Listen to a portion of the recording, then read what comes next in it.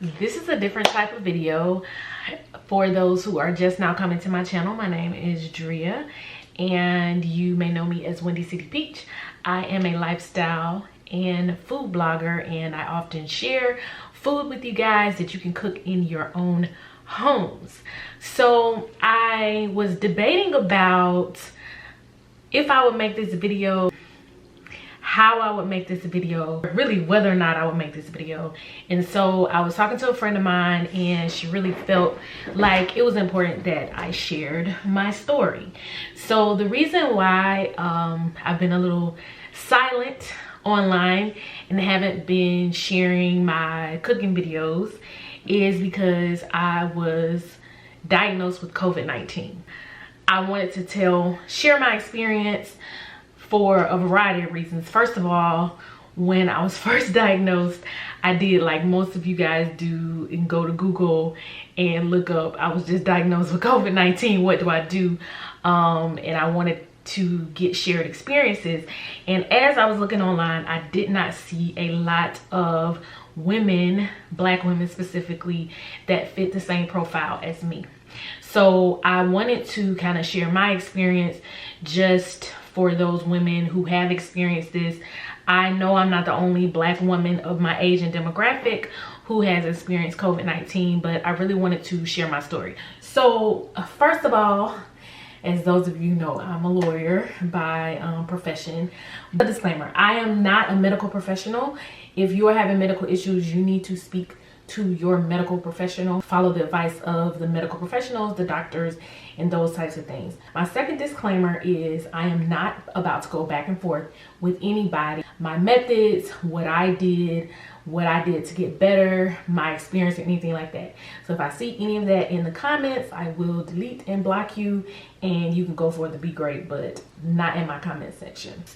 I'm figuring out more things after the fact that were COVID related than I realized at that particular time. So I just want to put it out there in terms of the type of person I am. I've been working from home. When I go out, I always wear a mask. I've only been to a few people's homes, and I've only been out to eat a few times. Now where I live, they've shut down the restaurant, so that wasn't even really an option. But when I did go out to eat, it was most of the time outside. I think I've been out to eat for a total of like 4 or 5 times since COVID has happened. So I was like, miss wash your hands, miss do what the medical professionals say, miss follow the rules. I wanted to share that because I didn't want somebody to be like, oh, she was out there living her best life at brunch or something like that. No. And as a matter of fact, I don't know where I got it from. I will say that my husband tested asymptomatic, but he doesn't know where he got it from. So neither one of us know where we got it from. When I was first diagnosed, I was racking my brain trying to figure out where I could have possibly gotten the virus, but I just pretty much gave up because I really don't know. I'm gonna go through the timeline of how I felt day to day as best as I can. Honestly, once I got really sick, I was unable to keep track of the days. It was just basically one long day. The Sunday before I was diagnosed, I was basically having like a lazy Sunday. I was definitely tired. Now in retrospect, I realized that was kind of the onset of the fatigue. A couple days later, I started to develop what I knew for a fact was an ear infection.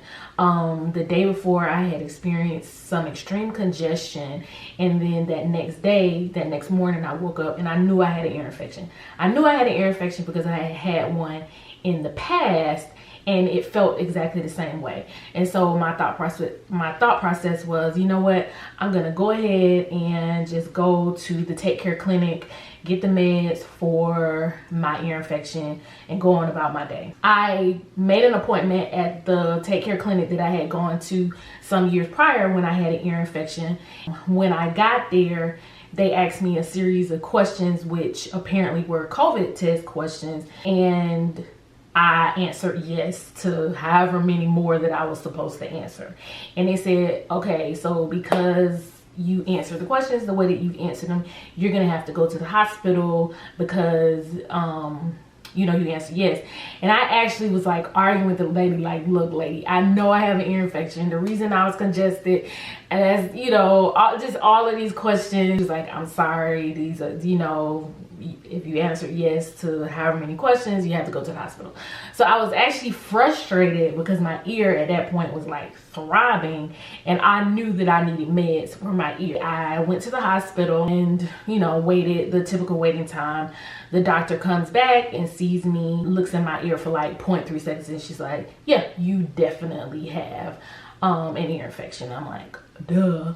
So at that point I was running like a low-grade fever, but of course I thought it was associated with my ear infection. So the doctor said, well, since you're here, do you want to take a COVID test? And I was like, I mean, yeah, I guess. Up until that point, I had never taken a COVID test. To my knowledge, I hadn't been exposed to COVID, so I didn't see a reason to take a test. I hadn't even done any of the free tests, but I was at the doctor's office and I figured that I would. The nurse came in and and it was funny because I had heard that, you know, they stick the cotton swab all the way up your nose and all this kind of stuff. And so when she came in, I was like, wait a minute. I think I said, are you gonna scrape my brain? And she started laughing. And she was like, no, I'm not gonna scrape your brain. This is just a rapid test. So I said, okay, cool. Took the rapid test, and, you know, 15 minutes later, they came back and said that I was COVID positive. And I was just like, I was mind blown. I was angry. I was confused. I was so many things. But more than anything, my ear was hurting. She gave me something for the infection. She also gave me something to deal with the fever. So that first week or that first couple of days, I was fine. I did, the main issue that I was having was my ear. The ear infection was really bothering me. That was like my focus. So I was still working throughout the course of the day, and then I would get really tired and sleepy at almost like 6:30, 7 o'clock. So I definitely was feeling the fatigue. In terms of lack of smell, lack of taste, and a lot of those other symptoms, I did not experience those during the time that I was ill. I ate regular. In fact, I worked out. I do work out on a regular basis. I worked out, but I didn't work out as hard. Just something to keep my body moving. I wanted to sweat and detox. So that was kind of like the first week. At some point, I basically took a turn for the worse. Like, the virus was just like, oh, it's go time. Just to tell you all a little bit about myself, I did not get sick. I've had the flu a couple of times in life. Of course, I'll get the common cold, but for the most part, I don't get sick. I take vitamins every day. I work out on a regular basis. I drink water. You know, I do all of those things. So I'm not necessarily the picture of health, but, you know, I try to eat right on a mostly consistent basis. This virus was the sickest that I've ever been in my entire life, like, period. I've had the flu. This was not the flu. I get tired of people saying it's just like a bad flu. It's not. Okay, so at some point it just took a turn for the worse. I lost all my energy. I had a cough that just would not quit. I struggled to breathe. My appetite went away. So I had no appetite whatsoever. In terms of my sense of taste, it was still there. Even though I had no desire to eat, my sense of smell was still there. But the main thing was the fatigue and the cough. The fatigue was extremely severe. I pretty much slept the entire day. So I had no energy. If I did anything, it wiped me out. But for the most part, I spent that time in the bed. It was because of my cough. I had a cough that shook my entire body, and it started off as a dry cough, and eventually thankfully I was able to start coughing up some of the phlegm and the mucus and so forth. That was pretty much my experience for several days. I don't really know how many days it was. I just know that the first week was okay, a little bit of fatigue, I was fine, I worked. That second week, it was all downhill. The reason I want to kind of share that, people in your life who may have COVID, they may go through that because they are just too ill to even respond to a text message or answer the phone or anything like that. Which kind of brings me to the other thing I want to highlight in terms of how do you support the people in your life who may have tested positive for COVID. So amazing. We have an amazing network between myself and my husband. We did have people bring us groceries, which was extremely helpful. First of all, because obviously we had to quarantine, but also because it's just a little more personal than Instacart. I did do Instacart a couple times. No one came in the house. I had them just deliver it and drop it literally at the door. But this is the thing I want to say. As I started to tell a few people that I had COVID, my people, it is not necessary for you to tell anyone who is just diagnosed with anything your worst case scenario. We have been dealing with COVID in the United States roughly since March of 2020. You ain't got to tell me about the person that you knew that had COVID and died. I just don't need to know that, because guess what? I know people who have had COVID and passed away. I think at this point in 2020, we all know people who have had COVID and passed away. We all know people who've had COVID, ended up in ICU, was on a ventilator, and all of those things. It is really not necessary for you to make those announcements to the people in your life who have COVID. That was incredibly annoying to me when people would say that to me. Oh yeah, girl, my friend husband had COVID. He was in the hospital for like 3 weeks. Sis, why do I need to know that? The other thing was, and this is just my experience, I was completely overwhelmed with people who were giving me advice. And I know I'm sitting here doing a video giving advice, but this is a voluntary thing. So if you don't want to watch this video, you ain't got to. But it was like, I had people like, you need to do CMOS, and you need to make sure you're taking these vitamins, and you need to be doing this, and you need to be doing that. Just imagine hearing that 10 or 15 times per day, especially when you've already been in consultation with your doctors about what you cannot do, what you should and should not be doing. What I found most helpful, which is a part of the reason why I'm doing this video, is I did have a very good friend of mine who had COVID. And when I was first diagnosed, I called her, and she was just very honest and open and honest about her experience and the things that she did to help her. And she also talked about some of the after effects. So that kind of brings me to just like transition to the things that I did. I'm not going to get into the meds that I took because you all can argue about that in the comments. But I did continually take my vitamins. In fact, I doubled up on some of the vitamins that I did take with the recommendation of my doctors. The other thing that I did get, and somebody bought this for me, was the oxygen, I think it's called an odometer, oxidometer or something like that. They bought it for me, and what it does is you put your finger in there and let it sit for a couple of seconds, and it will tell you what your oxygen level is. When you have COVID, it is very important that you're monitoring your oxygen levels.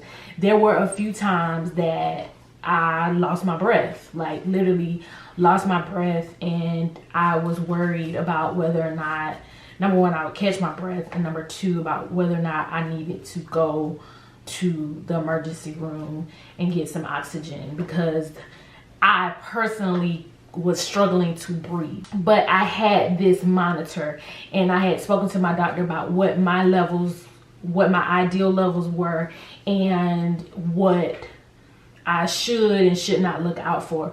So it was very helpful for me. So when I was diagnosed, my friend was like, I just bought you one. It's coming on Amazon. It's gonna be there in 2 days. Use it. In terms of the after effects, as I was saying, during my experience with COVID, I did not lose my sense of smell, taste, or any of that. The only thing that really happened was of course I was ill, struggled to breathe. Times that my oxygen was low. It never got to the dangerously low part, the low level for what my doctor recommended to me. But there were some times that I was very nervous. And so it was like after the 10 days, because my doctor told me that because of my demographic and everything, I only need to quarantine for 10 days, but I quarantined for well more than 14. I noticed that my sense of taste started to come and go. And it was very clear to me on Thanksgiving, right before Thanksgiving, that I had pretty much completely lost my sense of taste. And that was really frustrating and actually extremely scary, especially being a food blogger. I was like, oh my God, when am I gonna be able to taste food again?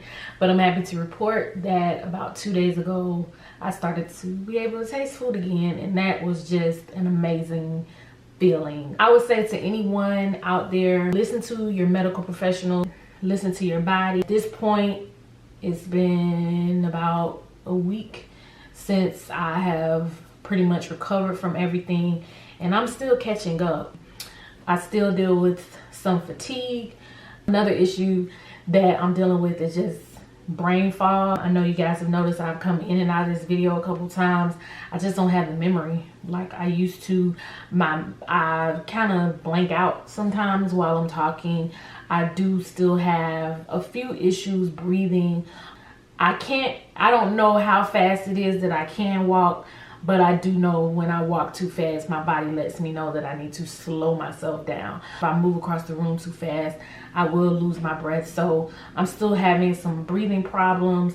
I do have stairs in my house, and I take my stairs very slowly because if I take them too fast, I will literally just kind of lose my breath. I'll feel like I ran a marathon just walking up the stairs. So to anyone, you know, who has had this experience, you know, my heart goes out to you. My doctors supported me the best way they knew how, talked to me about my experience. In fact, the first time I went to the doctor, it was, of course, as I mentioned, physically in person, but after that I did telehealth, which was fine, and that was because of how I responded. And the best assurances I got from my doctor was, I know you feel like you had it bad, but I actually had a mild case, which blows my mind that my case was mild. But she let me know the things that I did prior to, the vitamins that I took, the life I was living, the way that I was taking care of myself helped in my recovery. But I'm just very thankful that I made it through. So there were some nights that I was just like up praying that I did not have to go to the hospital. That was like my biggest fear. I didn't want to go to the hospital because I didn't want to be separated from my family. I hope that this video is helpful. I'm not quite 40, but I am not 35. If that gives anybody any information. And hopefully, you know, if you guys have any questions or follow-up questions, you can put them in the comment section. I will look at them and answer them the best way that I can. I'm getting my energy back, so I will have more energy to be in the kitchen and cooking and filming and all of that stuff. I am focused on just getting myself back to where I was pre-COVID. Please, guys, wear your mask, wash your hands, keep a distance. I know that it's the holidays, and I know that many of us are tempted to hang out with like a small group of friends, just a few of us, but it's not worth it. I tell you guys, it's not worth it. You're talking to someone who lives away from home.